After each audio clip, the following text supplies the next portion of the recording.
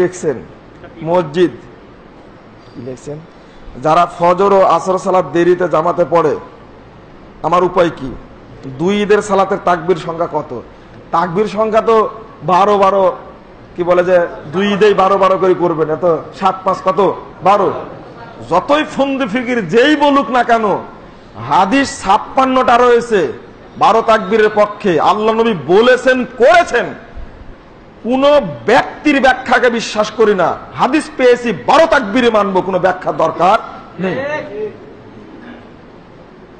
হ্যাঁ, চার পাশে যদি মসজিদ থাকে, সালাত দেরি করে পড়ানো হয়, আপনার উচিত হবে আপনি বিশেষ করে 48টা হাদিস আর 8টা হলো আসার, মোটা কাটা হলো।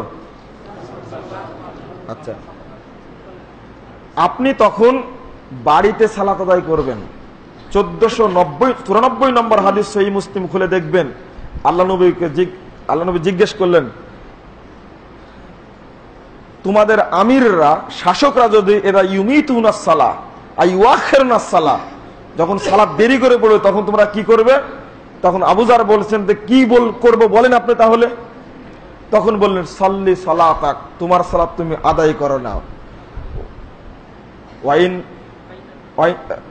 ফাইন তাকো মাল জামা, যদি চাও তুমি জামাতে পড়তে, ফাইন্নাহা নাফিলা, তাহলে এটা তোমার জন্য কি নফল হবে। যদি আসর এবং ফজর সালাত, এই সালাত হলো সবচেয়ে গুরুত্বপূর্ণ সালাত।